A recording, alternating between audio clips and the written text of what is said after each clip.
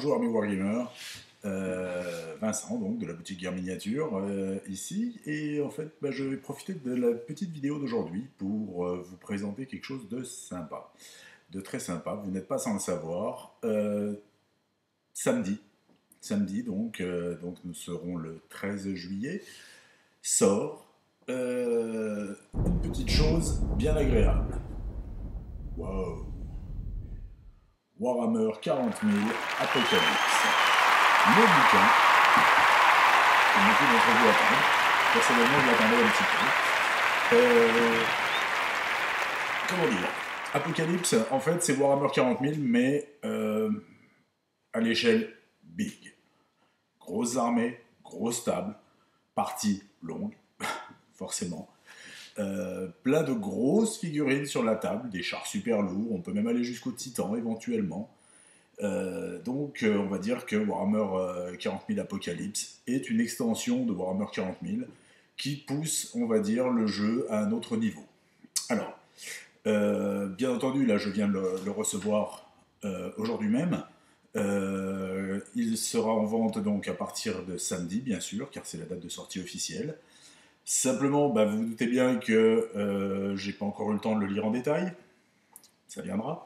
Là, je vais juste en fait profiter de la vidéo pour vous faire une petite revue rapide. Donc, on va commencer sur on va dire la forme. Donc, Warhammer Apocalypse, c'est un pavé. Hein, c'est un énorme bouquin, je vous montre la tranche. 296 pages. 296 pages. On se retrouve en fait dans une présentation qui ressemble beaucoup au livre de règles de Warhammer 40 000, qui ressemble beaucoup aussi au nouveau style des nouveaux codex. Donc c'est du tout couleur, sympa, très sympa. Forcément des illustrations à toutes les pages, hein, vous voyez ce genre de petite joyeuseté. Il y a quoi? Il y a 5-6 chars super lourds, plus une compagnie d'artillerie, bon bref, 3 fois rien. Non, on est sur du gros bouquin, quoi. Sur du gros bouquin. Petit bémol, allez.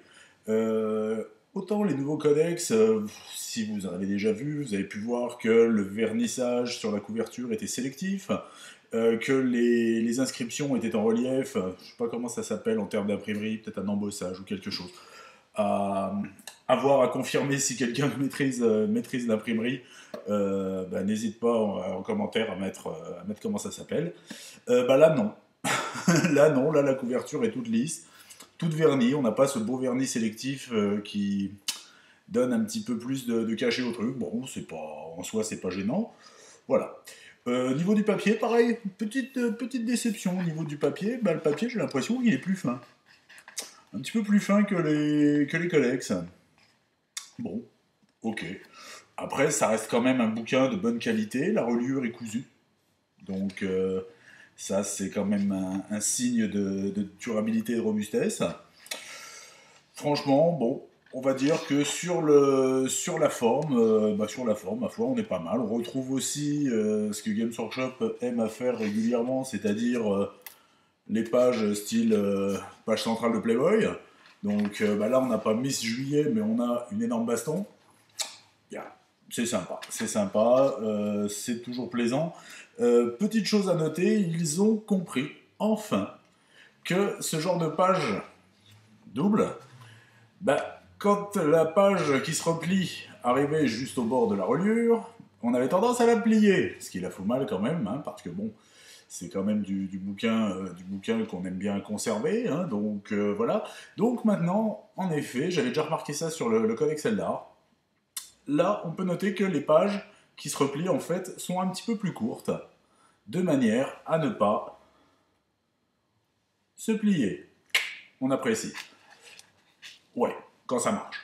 On trouvera aussi, bien entendu, un marque-tapage. Ah, le marque-tapage, magnifique invention, ça permet, et là je pense que pour le bouquin là, le besoin va s'en faire très très vite sentir. Ça permet en fait de se faire trouver facilement, ce qui est toujours agréable. Donc là on a un joli marque-tapage, un joli petit ruban noir, magnifique. Bref, un beau bouquin, sympa, qui pèse son poids. Comme je vous l'ai dit, 296 pages. Donc 296 pages, bah, c'est sympa. Je vais l'ouvrir de manière à voir le sommaire et pouvoir un petit peu vous commenter le contenu. Donc on va trouver bien entendu la partie règles. Donc la partie règles qui regroupe la mise en place du champ de bataille, de la table de jeu, qui présente de nouvelles missions au nombre de 6, qui ont l'air... ça va charcler, hein, ça je vous le dis. Pareil que dans les ténèbres d'un lointain futur, il n'y a que la guerre, là ça n'a pas fini de s'arranger. Bien sûr, le nouveau déploiement, la durée de la partie, les conditions de victoire, un grand classique pour toutes les missions Warhammer 40 000, des règles spéciales de mission. Alors, règles spéciales de mission, il y a des petits trucs sympathiques, genre fils du Primarque, réserve stratégique, catastrophe surnaturelle. Catastrophe surnaturelle, franchement, je l'ai adoré.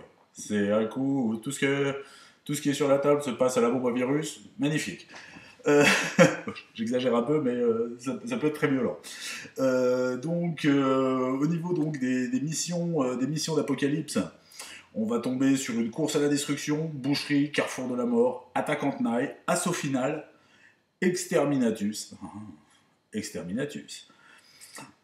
Bon, bref, ce qui va permettre de mettre en place une partie sympathique et pouvoir s'éclater à 40 000 avec beaucoup de figurines. Ça, c'est top. Ensuite, vient en fait, on va dire, le pourquoi du comment du bouquin, les fameuses formations Apocalypse. Alors, les fameuses formations Apocalypse, en fait, elles sont sympas. Elles sont, classées par armée.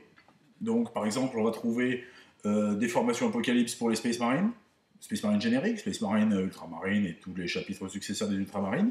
Mais les chapitres qui ont un petit fleuve supplémentaire vont avoir aussi leur propre formation Apocalypse.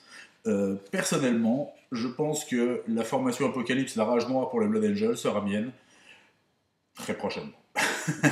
C'est de la folie. Le truc qui change par rapport à l'édition précédente, que je n'ai pas pratiqué, hein, j'ai simplement lu le bouquin, j'ai jamais eu le loisir ni le plaisir de pouvoir pratiquer Apocalypse dans sa première version.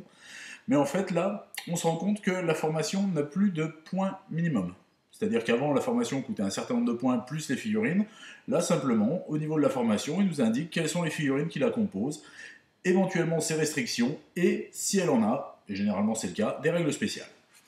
Donc c'est toujours sympa, donc on part du principe, je pense, que la formation Apocalypse vaut le prix des figurines qui est contenu à l'intérieur. Donc on va retrouver ça pour les Space Wolves, pour les Imperial Fists, pour les Chevaliers Gris, pour les Space Marines du Chaos, bien sûr, pour les démons, les Eldar Noirs, les Eldar, l'Empire Tau, enfin bref, il y en a pour tous les goûts. Ça c'est vraiment génial, tiens d'ailleurs, quand on tombe sur un petit truc comme ça, c'est toujours agréable. On dirait presque un bouquin Forge World en fait, vous voyez, moi j'aime bien, franchement, bon. En même temps, c'est vrai qu'avec Games Workshop, je suis pas difficile, j'en conviens, mais j'aime bien.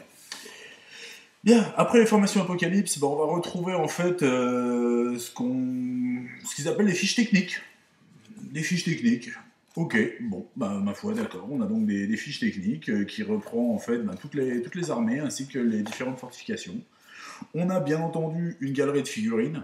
Logique, hein, ça fait partie de ce qu'on attend aussi dans ces bouquins-là, c'est-à-dire des belles figurines bien peintes, en situation, pas en situation, mais en fait du bonheur. Ensuite vient en fait un environnement de campagne qui s'appelle Zone de guerre Armageddon. Alors Armageddon, les orques, la garde impériale, commissariat Rick, souvenez-vous. En fait, on retrouve en fait toute l'historique de cette campagne avec la possibilité de la rejouer au format Apo. Yes. Viennent ensuite quelques petits appendices qui concernent la zone de guerre, les feuilles de référence et l'index du bouquin. Alors, je ne l'ai pas encore pratiqué, je l'ai juste feuilleté pour le moment. J'espère qu'on va pas retomber sur le syndrome du livre dont vous êtes le héros, du livre de règles de Warhammer 40 000. C'est-à-dire que dès que vous recherchez une règle spéciale, 15 000 allers-retours dans les règles pour trouver la bonne page, chaque page renvoyant à une autre, c'est un pur bonheur. Bon, bref. À voir à l'usage. Ce qui est bien, c'est que, bien sûr, avec Apocalypse sort bien sûr des produits dédiés. Alors, je vais pouvoir vous en montrer quelques-unes. Vous avez le jeu de cartes spécial atout stratégique. Alors, magnifique petite boîte en plastique bien épais, bien durable, on apprécie.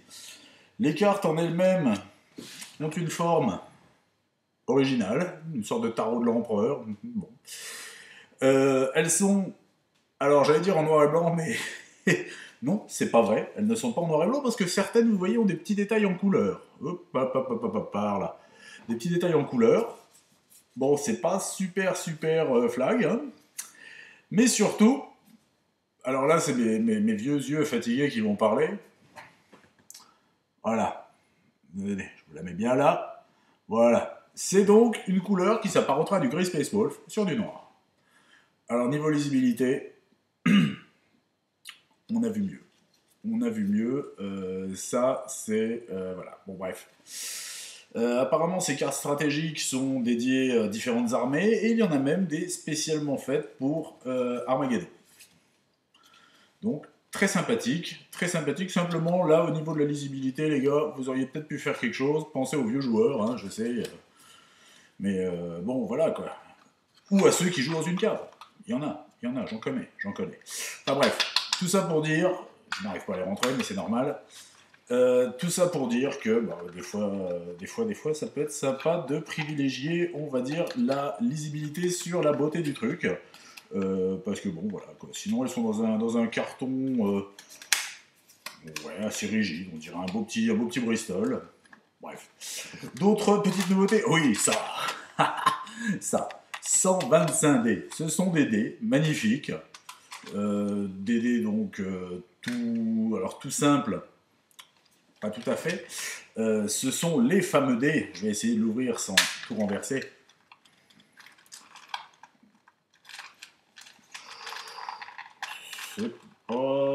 C'est pas ça, mais si, on y arrive quand même. Alors, les dés Apocalypse, comment ils les appellent?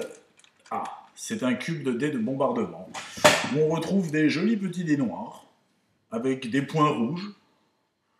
Bon, pareil, au niveau lisibilité, c'est pas forcément grandiose, mais ça plaira à mes Blood Angels. Petit détail rigolo, c'est que le 1, en fait, est remplacé par le symbole du Mechanicum. Voilà. Ce cube en contient donc 125. Maintenant, reste à trouver la piste de dés qui va avec, parce que là, c'est la quête assurée au dépaumé sous la table. Et bon, bref, sympa. Petit cube de dés sympathique. On retrouvera aussi le gabarit de grenade Vortex. Ah, le gabarit de grenade Vortex, qui est en métal. Oui, oui, pas du plastique, pas du tout, du métal. Donc, sympa. Sympa. Enfin bref, voilà quoi un petit peu pour vous présenter la sortie d'Apocalypse. Donc, comme je vous l'ai dit, hein, ça, tous les produits ainsi que toutes les nouveautés, je ferai, je pense, une vidéo avec uniquement les figurines qui sont sorties à cette occasion. Seront disponibles dès samedi à la boutique, bien sûr. Voilà, et voilà, bah, écoutez, sur ce, je vous souhaite une bonne journée, une bonne continuation, et que les dés vous soient favorables. Allez, salut!